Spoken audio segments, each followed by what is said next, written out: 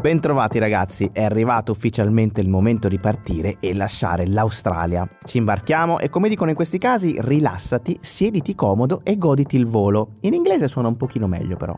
La prima tappa sarà solo uno scalo bello lungo, ma ci permetterà di immergerci in una città che non abbiamo mai visto. La si conosce per la sua modernità, per essere un importante centro finanziario e per il suo melting pot. Ma pochi sanno che dietro questa facciata si nascondono regole ferree e punizioni medievali. Pronti a scoprire insieme questo angolo di mondo?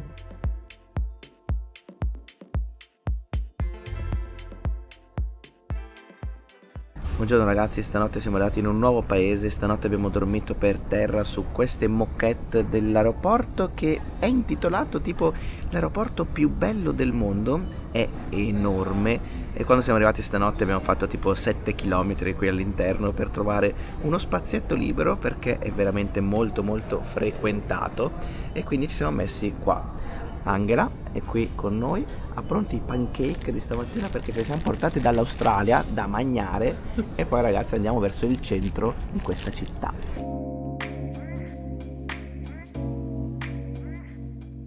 Siamo nella stagione sbagliata perché come vedete cielo grigissimo, piove, abbiamo persino la felpa. Però siamo tornati nella nostra amatissima Asia, siamo in una città che non abbiamo mai visto prima ma ci staremo soltanto 6 o 7 ore, giusto il tempo di vedere il centro. Dall'aeroporto abbiamo preso il treno e siamo arrivati nel centro di Singapore!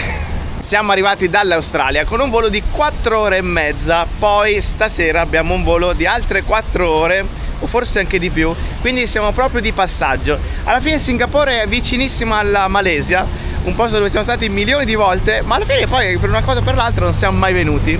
Quindi adesso è capitata questa cosa. Allora vedo che ci sono un sacco di lavori in corso qua attorno e noi stiamo andando in uno dei tanti quartieri perché Singapore è una città-stato con tanti quartieri diversi. C'è il quartiere arabo, il quartiere cinese, il quartiere super moderno con i grattacieli, poi c'è qualcos'altro, c'è anche il quartiere indiano, quindi c'è un sacco di roba da vedere. Sei sveglio la mattina, mi ha dormito tipo 2-3 ore, però ti vedo bello carico. Allora, attenzione perché in questa città la cosa più importante è non sgarrare. Non sgarrare, non passare col rosso, non passare dove non ci sono semafori, non masticare chewing gum, non spogliarsi in pubblico. Ci siamo preparati. Non fare graffiti, ragazzi, dobbiamo stare attentissimi, un po' di ansietta. Ligi al dovere. Assolutamente, poi vi spieghiamo anche perché. Oggi è la giornata delle prime volte, perché è prima volta che siamo a Singapore e anche prima volta che prendevamo come compagnia aerea Scoot, che è questa compagnia low cost, che però ha questi aerei enormi, quelli intercontinentali con un sacco di posti. E siamo arrivati stamattina, il volo è andato tutto bene, tutto tranquillo, anche se l'aereo era un po' vecchiotto, ma adesso siamo già arrivati invece a quella che si chiama Arab Street, quindi nel quartiere malese della città.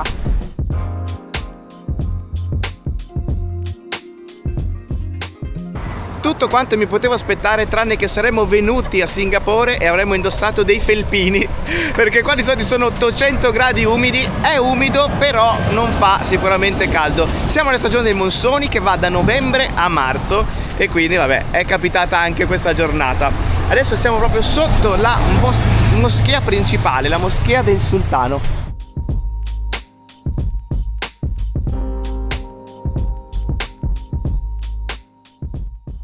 Abbiamo iniziato dal quartiere malese della città, ma in realtà una delle caratteristiche di Singapore è la sua multiculturalità e pensate che l'Islam non è la religione principale di questa città, ma un'altra. Però andiamo per ordine. Allora, Singapore è una città-stato con 6 milioni di abitanti, quindi enorme, molto popolata, e è composta da 63 isole diverse. Gli unici collegamenti con un altro stato sono 2 collegamenti artificiali con la Malesia, perché siamo appunto alla fine di quella che è la penisola malese.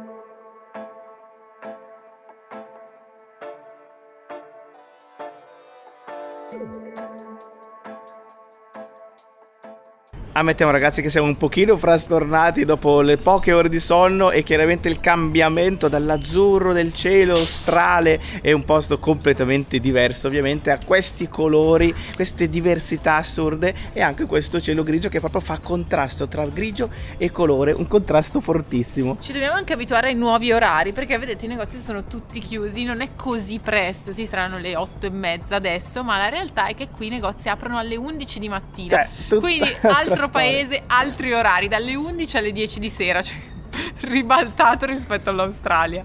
Una cosa assurda è che da Perth a Singapore non è cambiato il fuso orario, stesso identico orario, ma è cambiato totalmente ovviamente il giro del sole, nel senso che oggi alle 7:30 si è visto il sole, mentre eravamo abituati che a Perth, insomma, il sole si faceva vedere molto prima, circa verso le 4:30. Abbiamo accennato prima al fatto che in questa città ci sono moltissime regole, ma anche le pene sono piuttosto severe. Qui ad esempio abbiamo un cartello che ci dice che in questa zona, che è la zona più turistica, è vietato fare il tooting, si chiama qui, è illegale a Singapore. Sarebbe praticamente quella pratica di chiamare le persone all'interno del tuo negozio, cercare di vendergli cose magari con volantini, offerte, urlare, farli entrare. È completamente illegale e le multe sono di $5.000 singaporeni, che sono circa... Singaporeni? Come si dice? Di Singapore? Di Singapore, dollari di Singapore. Singaporegno! Non si Con la dice, gno. mi sembra un po'... Forse sì. Vabbè, non lo so, non abbiamo internet. Guardiamo come l'aggettivo, non sappiamo. No, appunto, non abbiamo internet per verificare queste cose, quindi siamo un po' staccati, non possiamo fare le verifiche così in diretta. Però comunque sono $5.000 di Singapore, che sono circa 3.000 euro, perché il cambio è $1 di Singapore 70 centesimi di euro, ma in alternativa 6 mesi di prigione per questa cosa. Cioè, per rompere le scatole alla gente quando passa e vendergli la tua roba. In certi cose paesi che non ho mai visto in viaggio. No, in certi paesi sarebbe un disastro Mamma totale. mia. Io tutte le volte che succede una cosa del genere sono in imbarazzo, ragazzi, veramente. Siamo andati in un negozietto e abbiamo chiesto se potevamo pagare con la carta, volevamo prendere un caffè e un tè. E quindi ho chiesto: possiamo pagare con la carta? E ho detto no, io non accetto la carta, solo contanti. Però volete un tè e un caffè? Ve li sto facendo. Come sto facendo? Posso pagare solo con la carta? No, sei venuto nel mio shop e quindi sei mio ospite. Questo? E ho detto no. E lui continuava a fare sto caffè. No, stop, no. E niente, ci ha fatto 2 caffè, ragazzi. Così, cioè, noi sconvolti da questa cosa. Tutte le volte che risuccede, ragazzi, è stranissimo riabituarsi a questa generosità così dal niente, proprio, che tu vai e solo perché sei andato da loro ti offre il caffè, il tè, cioè...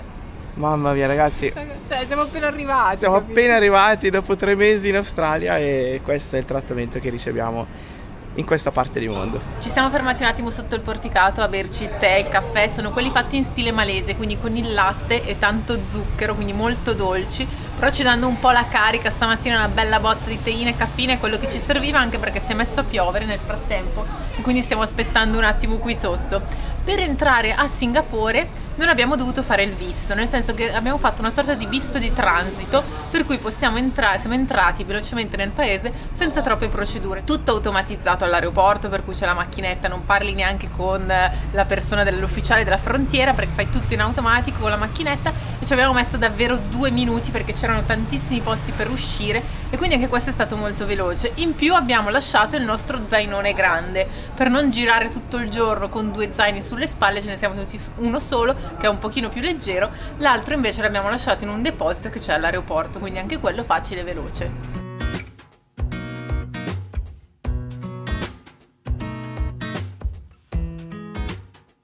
Ragazzi, 6 milioni di abitanti, che poi facendo mente locale praticamente è il triplo degli abitanti del Western Australia, solo in una città. E invece le macchine sono pochissime, nel senso ce ne sono tante parcheggiate in effetti, ma il traffico è pressoché inesistente. Ok ragazzi, ritratto, c'è qualche macchina in giro, ma non tantissime da creare tantissimo traffico, anche perché ragazzi, comprare una macchina a Singapore è super iper mega costoso, perché per comprare una macchina si paga 1,5 volte il valore di mercato di una macchina normale, e poi si paga una mega tassa che permette la circolazione a Singapore per 10 anni. Ma questa tassa è salatissima. Praticamente con questa tassa si potrebbe comprare un macchinone negli Stati Uniti, cioè questo è il rapporto. E quindi ragazzi, poche macchine, e chi ha la macchina comunque ha uno stile di vita molto alto. Tutto questo è fatto per disincentivare l'utilizzo di mezzi propri e invece favorire l'utilizzo dei mezzi pubblici, che sono molto efficienti e molto diffusi in tutta la città. Intanto noi abbiamo lasciato il quartiere malese, stiamo andando verso Little India e come vedete ha cominciato a piovere più forte. Per fortuna ci sono tutte queste tettoie, un po' come in Malesia ci danno una mano quando piove. Una tettoia non è per sempre ovviamente, quindi adesso abbiamo per fortuna, se non ce lo siamo ricordati per miracolo, l'ombrellino abbiamo ripescato. Mentre passeggiavamo ci siamo resi conto che ancora una volta siamo in un paese in cui la guida è a sinistra, guida inglese. Questo è normale perché chiaramente le ex colonie inglesi hanno preso questo stile sbagliatissimo di guida a sinistra. In realtà ormai mi sembra normale. Esatto, 2 anni che sono. Abbiamo notato che quando guardiamo i film in cui c'è la guida come in Italia, ma che stanno a fare? Perché guidano da una parte opposta? Ormai siamo abituati a vedere tutti guidare dall'altro lato. Aspetta che si è bagnata la camera. Dai che ci siamo quasi. Tutti super ligi ad attraversare solo dove ci sono le strisce pedonali, perché ragazzi altrimenti sono $200 di multa. E forse anche frustate. No, per attraversare dove non ci sono le strisce no, però ci sono le telecamere in tutta la città e quindi ti beccano. E quindi bisogna stare attenti a attraversare solo col verde dove ci sono le strisce. Attenzione! Attenzione! La signorina rischia tutto. È sempre bello essere smentiti ragazzi, no? Quando ci sono queste regole, cliché, no? Su un paese, vedere poi che comunque la realtà, bene o male, è sempre diversa. Esatto. E quindi va bene così, va bene così. Noi leggiamo informazioni, non si può attraversare, arriva la signorina, passa dritta di corsa, no? Chiaramente perché non tutti stanno a seguire le regole, ma questo succede ovunque. Sicuramente una delle missioni qui a Singapore è quella di tenere la città pulita e in ordine. Guardate questo cartello gigantesco in cui ti dice cosa non puoi fare: non puoi dormire per strada, devi tenere il volume basso, non puoi buttare cartacce per terra, multa $300, e non puoi fare multa fino a $5.000. Mazza!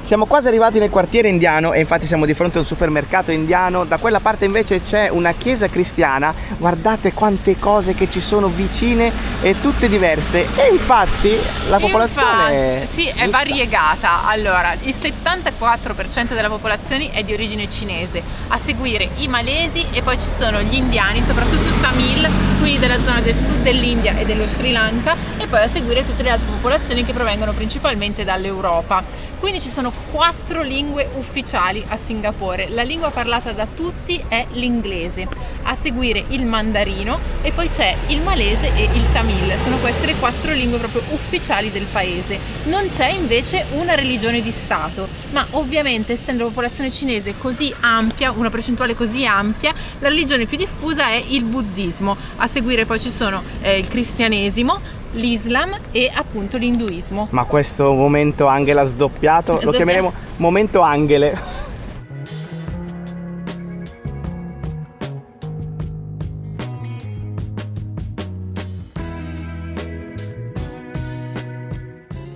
Siamo arrivati al tempio che c'è proprio all'ingresso di Little India, e questo tempio è proprio uno di quelli simili a quelli tradizionali del sud del paese, che sono caratterizzati da questo ingresso con uno stupa che è molto lavorato, decorato con tutte delle statue super colorate e ricchissime, in questo caso anche con dei dettagli color oro.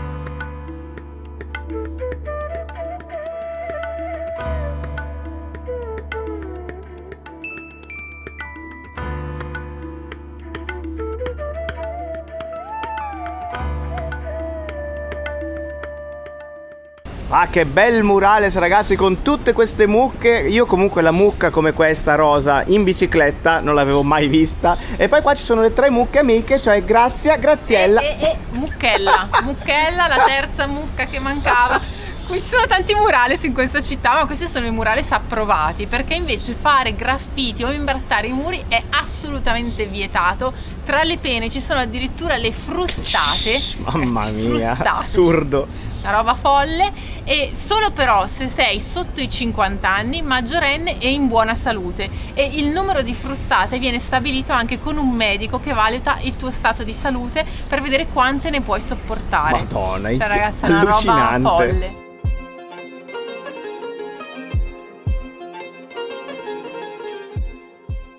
Allora noi dobbiamo andare, quella viola verso Harbour Front, cioè Chinatown. Questa è la mappa della metro, abbiamo fatto la foto prima, vedete c'è anche una circle line, cioè un cerchio, una linea che fa il cerchio.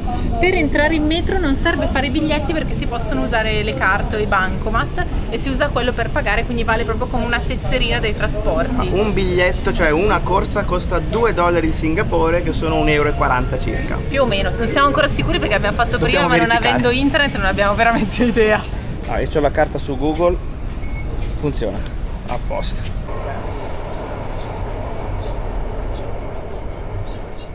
Appena arrivati alla stazione di Chinatown, e questo dà una enorme mano e ti dice esattamente dove uscire. Noi usciamo all'uscita A, ovviamente.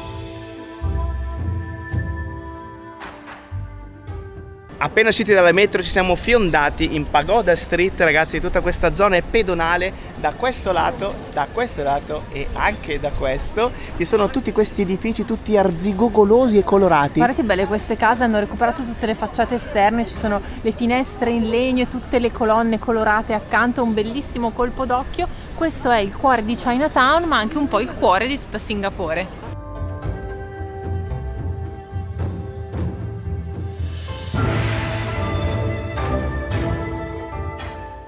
Ovviamente ragazzi siamo ancora nei giorni di festeggiamento del Capodanno cinese, perché qui a Singapore la comunità cinese festeggia il Capodanno per 50 giorni. La mise. 50, praticamente arriva l'anno dopo, stanno ancora festeggiando il precedente anno del serpente di legno, e qua ci sono tutti i pupazzetti che si possono comprare che portano fortuna.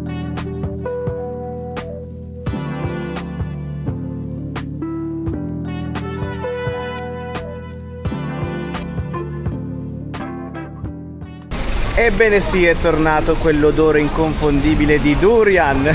Ci siamo anche qui, quindi quartiere cinese, quartiere del durian.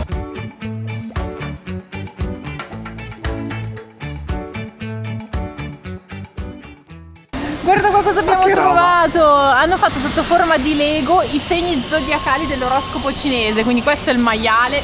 Sono io, sono io! È bello che dietro ci sono tutte le case colorate che richiamano gli stessi colori, ci ho fatto caso, rosa, arancione, giallo, qui abbiamo il gallo, vediamo dov'è la mia, Ma no, anche c'è l'unicorno!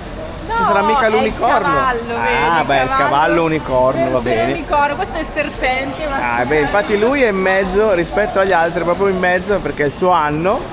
E poi c'è il dragone, eccolo, il Lego dragone. Questa è Angela, infatti è una signorina. Vedi, coi capelli anche.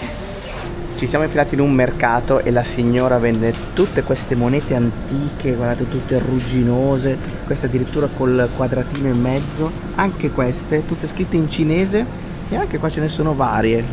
Che roba. A $1 queste monete vengono.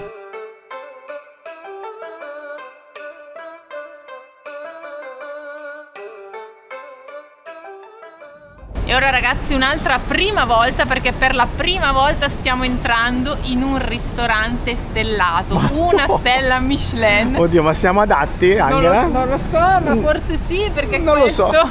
È il ristorante stellato più economico del mondo. Ma vieni! Street food, e andiamo a mangiare adesso il piatto proprio tradizionale che ha guadagnato appunto questa stella Michelin. Allora entriamo, vediamo se c'è posto, ragazzi. Non abbiamo prenotato, ovviamente. Sembra esserci posto.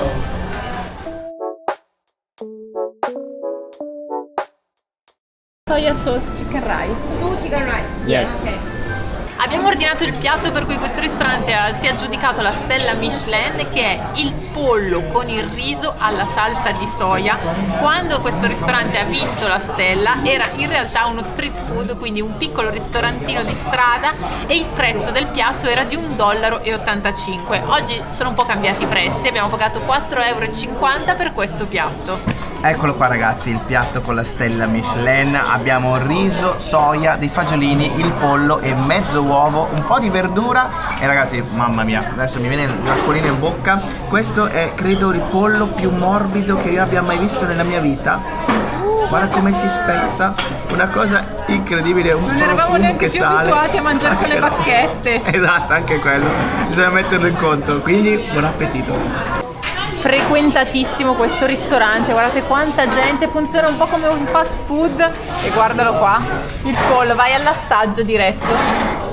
È il pollo morbidissimo, succosissimo. Il pollo più morbido della mia vita. Buono, buono, buono. C'è un po' di agrodolce, cioè poi c'è un po' di dolcino, buonissimo. Però mangiare.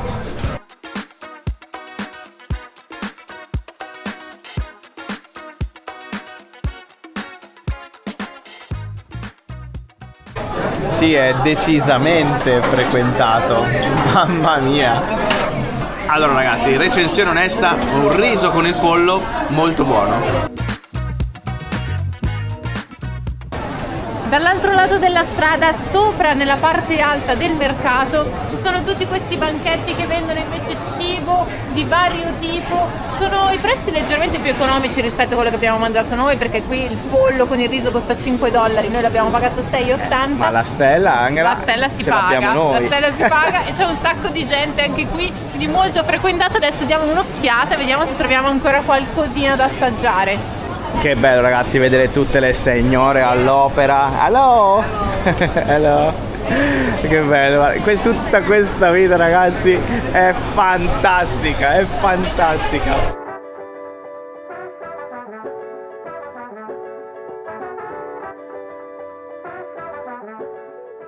Questo è un negozietto di solo tè e il signore lì dietro si fa un pisolino. Purtroppo non abbiamo prelevato e nessuno accetta pagamenti con la carta all'interno di questo mercato, che è un peccato perché veramente era un gran bel mercato. Quindi ragazzi, se venite a Singapore prelevatevi qualche dollaro e venite assolutamente a mangiare in questo mercato, nel secondo piano del mercato cinese. Ma la bellezza di questi posti ragazzi, tutte queste signore che cucinano lì dietro, tutti sorridenti, gentilissimi tutti quanti, ma che bello! Quanto mi è mancata questa atmosfera!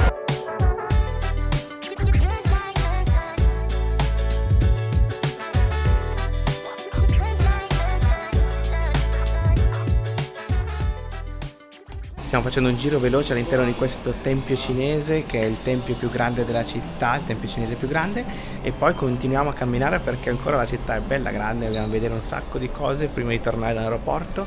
È enorme. Adesso siamo passati nella seconda stanza del tempio e qui c'è un mega Buddha seduto.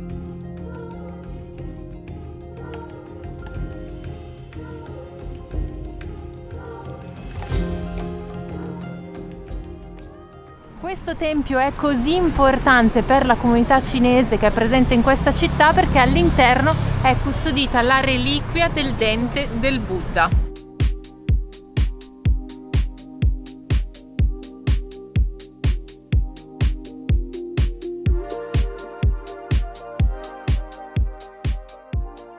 In questa via si vedono uno dietro l'altro 3 templi di 3 religioni diverse, là in fondo quello buddista cinese, quello induista indiano e qui invece una moschea malese, uno accanto all'altro. Questa commissione di religioni, queste religioni tutte insieme una dopo l'altra, ricordano tantissimo quello che abbiamo visto anche in Malesia. Adesso però stiamo lasciando questo quartiere più storico per avvicinarci invece al quartiere più moderno, quello di business.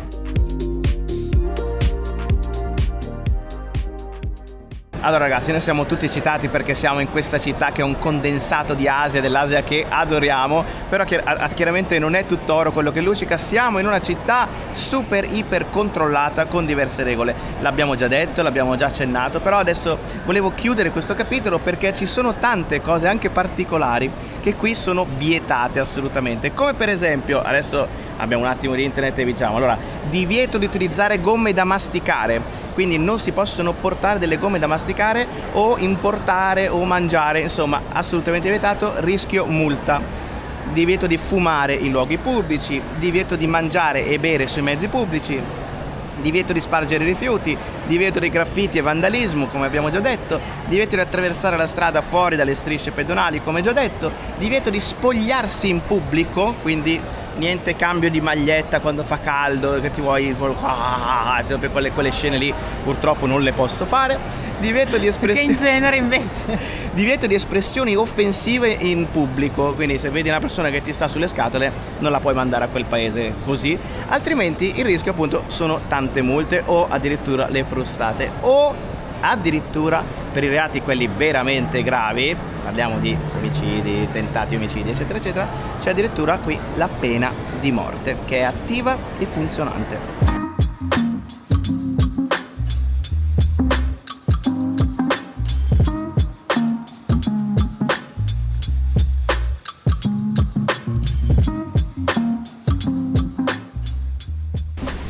Davanti a noi sventola la bandiera di Singapore che è bianca rossa con la mezzaluna e le 5 stelle, e qui dietro invece il ponte pedonale che attraversa il fiume Singapore, e da questo lato vediamo tutta la parte più moderna della città con tutti i palazzi sullo sfondo.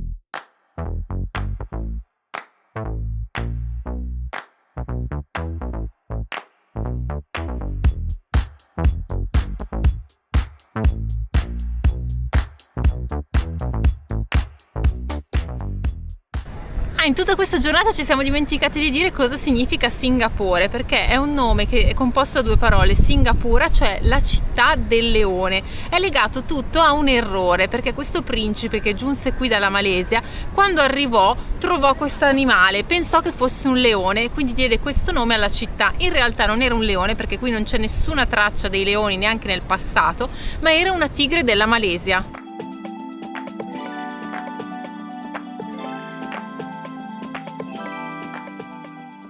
Stiamo passeggiando sul lungo fiume, ragazzi, e siamo sempre più cotti a puntino e quasi pronti al nostro ritorno verso l'aeroporto. Adesso passeggiando qui si è aperta questa vista su quello che è il quarto centro finanziario più importante del mondo. Da questo lato appunto si vedono tutto questo skyline della città e poi poco più avanti praticamente il simbolo di Singapore. Un'infinità di persone a cui non eravamo più abituati, soprattutto dopo l'Australia. Mamma mia ragazzi, quanta gente davanti a quelli che sono i due simboli della città. Da un lato questa creatura mitologica, metà leone, metà sirena, metà pesce in realtà, e là in fondo invece il Marina Bay, cioè questi tre palazzi sopra i quali c'è questa barca gigantesca. Questo diciamo che è proprio il simbolo di Singapore.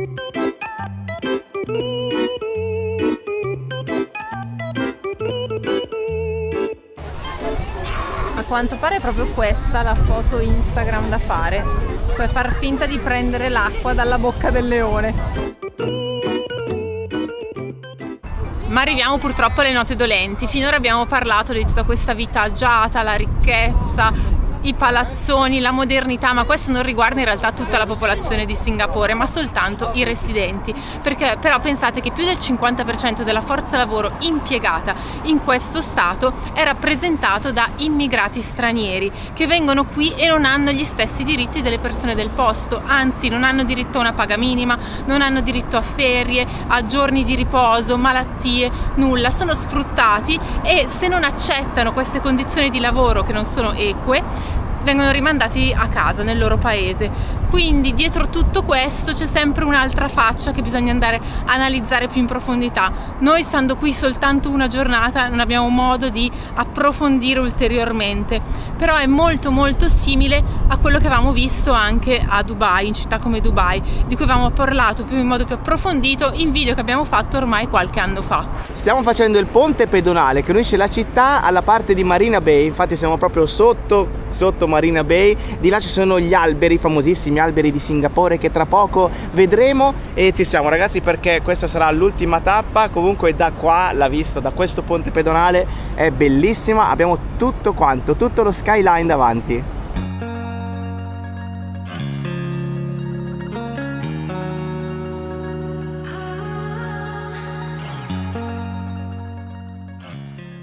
E eccoci al cospetto di quelli che sono chiamati super alberi, questi alberi che hanno in realtà moltissime funzioni, perché sono dei giardini verticali, hanno dei pannelli fotovoltaici, raccolgono l'acqua piovana che serve poi per l'irrigazione e fanno parte del progetto di trasformare Singapore da città giardino a città dentro un giardino, per aumentare lo spazio verde all'interno appunto di questa metropoli. Ma soprattutto il momento migliore per vederli sarebbe la sera, perché ogni sera si illuminano e vengono fatti degli spettacoli di luci. Questa è l'illuminazione. È l'illuminazione.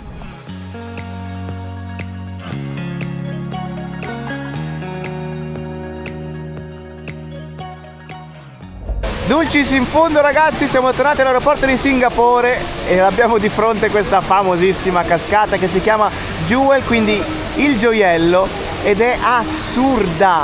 Madonna, non me l'aspettavo così. Non ci credo ragazzi, cioè c'è una giungla dentro l'aeroporto, c'è anche il clima della giungla più umido, l'odore proprio della natura, e poi questa fontana di acqua che scende dal cielo e finisce non si sa dove. Cioè, è incredibile questo getto d'acqua, che roba assurda dentro un aeroporto. Allora ragazzi, sembra di essere davanti a uno schermo, perché per quanto è assurda questa cosa, sembra di guardare un film o qualcosa fatto, che ne so, con l'intelligenza artificiale.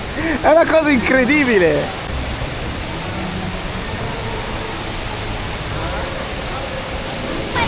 Siamo scesi ai piedi di questa cascata assurda e ragazzi, noi da qui vi salutiamo. A breve abbiamo un volo che ci porterà in un altro posto, quindi ragazzi ci vediamo nel prossimo video. Mi raccomando, se non l'avete ancora fatto, iscrivetevi al canale, noi vi mandiamo un abbraccione di gruppo e ci vediamo alla prossima.